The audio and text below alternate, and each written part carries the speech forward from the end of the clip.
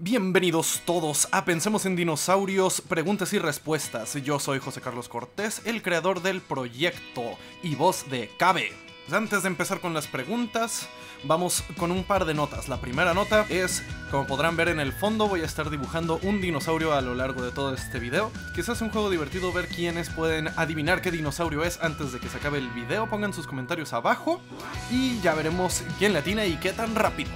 Segunda nota, errores del capítulo 1. En estos videos vamos a ver algunos errores que podríamos cometer en el capítulo anterior, a las preguntas y respuestas. En este caso tuvimos un par de errores. Uno de ellos lo notó nuestro amigo Joaquín Sosa, que mostramos al plesiosaurio como un pliosaurio cuando en realidad no lo es. Efectivamente, los plesiosaurios no son pliosaurios. Los pliosaurios son parte del grupo general de plesiosauria, pero la especie del plesiosaurio no es un pliosaurio. Un mejor ejemplo para pliosaurio sería algo como el Liopleurodon. El segundo error es con el Dimetrodon. El Dimetrodon no es un terápsido, sí está relacionado a los terápsidos, pero es simplemente un sinápsido basal, lo que lo vuelve más relacionado a los mamíferos que a los dinosaurios. Ahora sí, pasemos a las preguntas. El primer par de preguntas que preguntan más o menos lo mismo. Zack Lullaby Art pregunta: se ve que te gustan mucho los dinosaurios. ¿Qué te hace decir eso? ¿Hay alguna historia detrás de por qué escogieron esta especie para KB?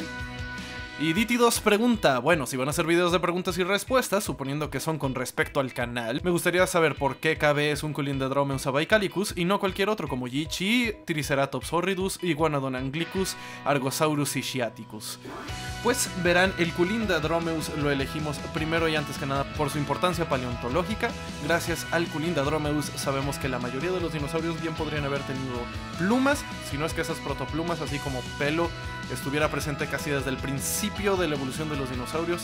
Es algo que tienen en común con los pterosaurios, esa clase de estructuras de queratina. También el Culindrodromeus es una buena representación del objetivo del canal, que es presentar información científica fidedigna, aunque no necesariamente sea lo que la gente espera de ver de los dinosaurios en el ámbito popular.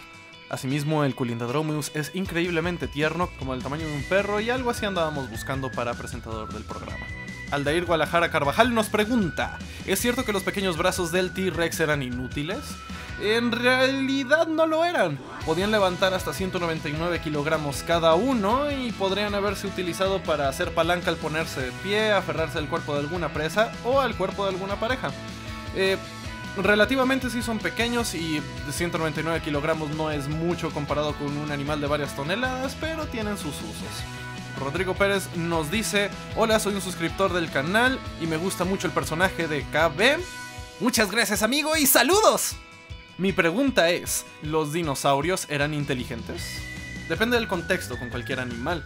La inteligencia es difícil de medir, no es precisamente así como de tanta cantidad de cerebro o tanto tamaño de cerebro con respecto al cuerpo, etcétera, nos da la inteligencia, y es aún más difícil sacarlo de los fósiles. Si estamos hablando de todos los dinosaurios en general, los cuervos serían los dinosaurios más inteligentes de todos. Son tan inteligentes que los estudios que han hecho para tratar de medir la clase de inteligencia que genera sociedades, que genera el poder utilizar herramientas básicas, cosas así, pone a los cuervos en el mismo rango que los primates. Claro, si estamos hablando de dinosaurios no aviales, es mucho más difícil todavía saber su inteligencia, dado que los fósiles no nos pueden dar mucho al respecto. Pero seguramente es suficiente inteligencia para tomar las decisiones necesarias para sobrevivir, lo que sería mínimo tan inteligente como cualquier otro animal más o menos de su tamaño en la actualidad. Ivana Maite nos pregunta: ¿cómo eran los Utahraptor de los animales actuales? ¿A cuál se le acercaba su comportamiento? ¿Es para un proyecto personal suyo?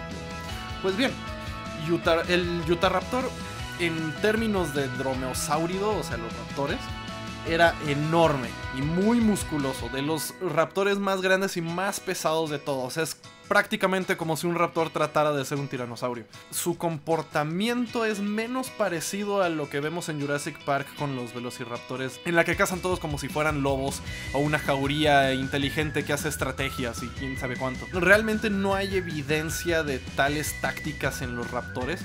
Lo mejor que tenemos es una gran cantidad de Deinonychus muertos alrededor de un Tenontosaurus. Sin embargo, esto no nos deja saber si los distintos Deinonychus murieron a distintos intervalos, si fue todo al mismo tiempo, o exactamente cómo fue que sucedió que tantos animales murieron todos juntos, ¿no? Y aunque fuera porque todos estuvieran cazando juntos, no necesariamente tendrían que estar organizados.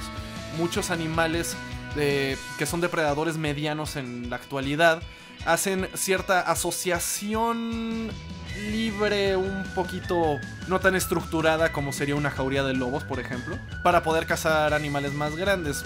Podría decirse como un grupo de coyotes, algo por el estilo. Muy probablemente el Utahraptor tenía esta clase de comportamiento. Piensa en el sentido de como águilas o halcones, que se pueden asociar entre unos pocos, pero casi siempre cazan ellos mismos buscando a su presa entre la maleza y dando un golpe repentino y contundente.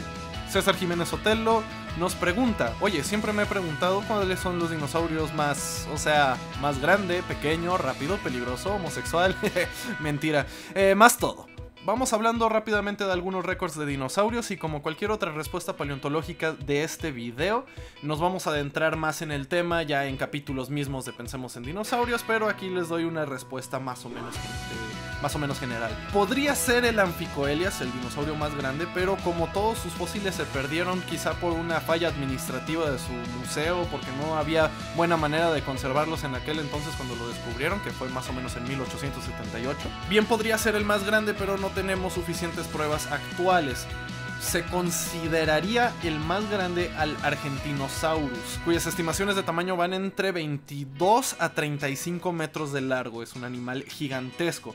Sin embargo, dada su filogenética, su posición en el árbol de la vida, por así decirlo, es un titanosaurio basal, lo que quiere decir que podría ser ligeramente más corto que algunos otros titanosaurios gigantes. Hay que recordar que la mayoría de los titanosaurios gigantes tenemos cuando mucho algunas vértebras, dientes, garras. Con el posicionamiento filogenético podríamos especular que quizás el Puertasaurus o el Alamosaurus o alguno de estos titanosaurios gigantes serían un poquito más largos, un poquito más grandes que el Argentinosaurus, pero sin suficiente evidencia, bien cualquiera de ellos podría hacerlo. En cuanto al dinosaurio más pequeño que conocemos hasta el momento, es uno que sigue vivo entre nosotros, el colibrí zunzuncito, que mide más o menos 5 centímetros de la punta del pico a la punta de la cola.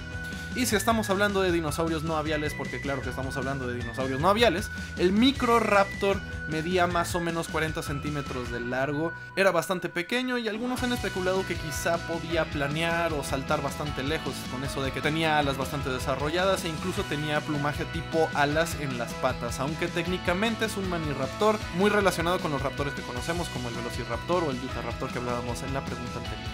El dinosaurio más rápido, el grupo de los ornitomímidos en general, como el Gallimimus, el Totoplimimus, podrían haber corrido hasta 60 kilómetros por hora, que es increíblemente rápido para un animal terrestre.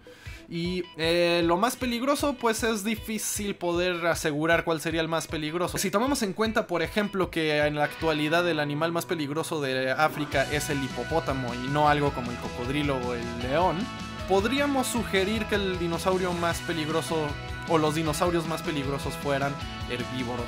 Definitivamente no me gustaría recibir un coletazo de un estegosaurio, un anquilosaurio o no se diga un saurópodo gigante como el Diplodocus que te pudiera partir a la mitad con la cola. Eso sería tremendamente peligroso. Y en cuanto al dinosaurio más homosexual, ese es obviamente el Heterodontosaurio, porque en inglés don't es no hacer y se llama Heterodontosaurus.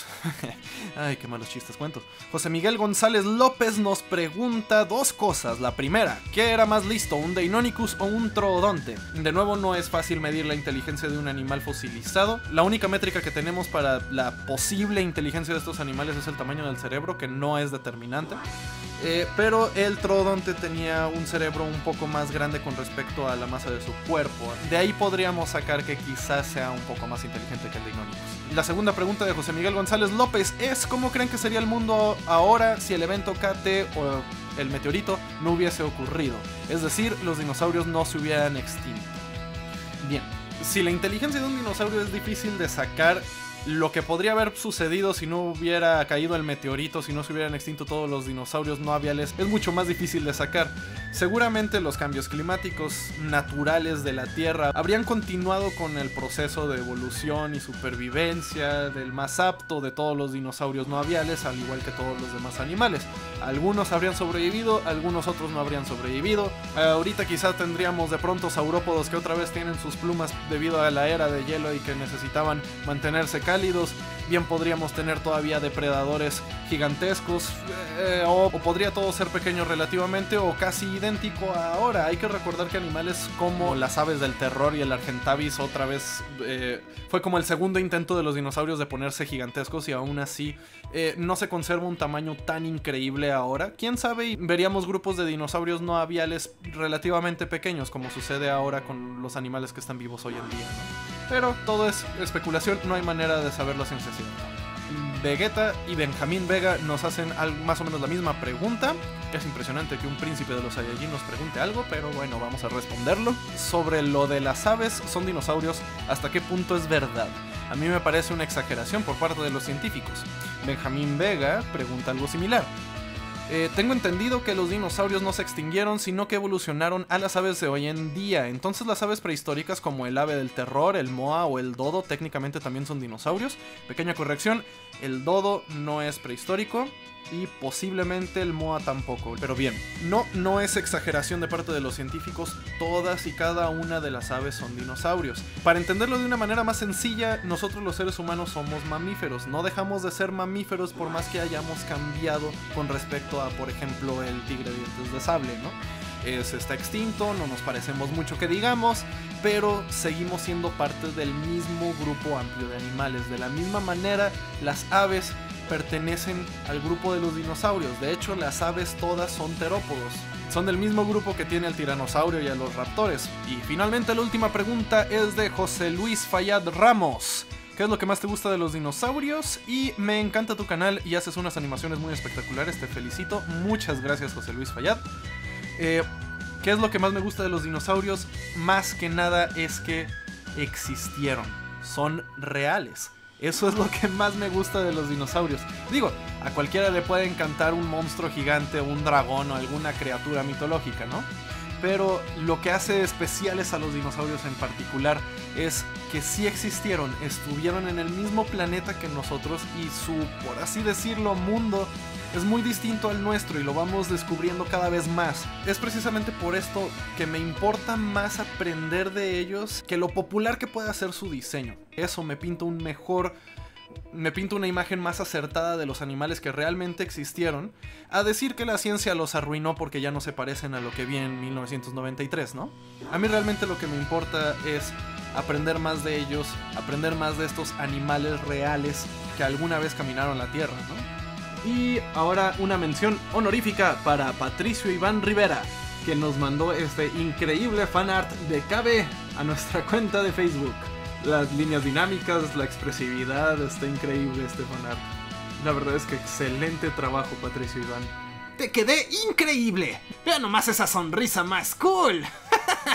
Muy bien, llegó la hora de revelar al dinosaurio que yo estaba dibujando. Era el Giganotosaurus.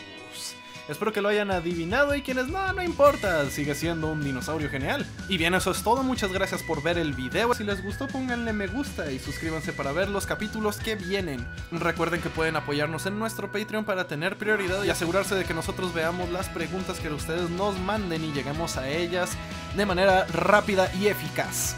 Tengan un excelente día o noche y nos vemos en el próximo capítulo.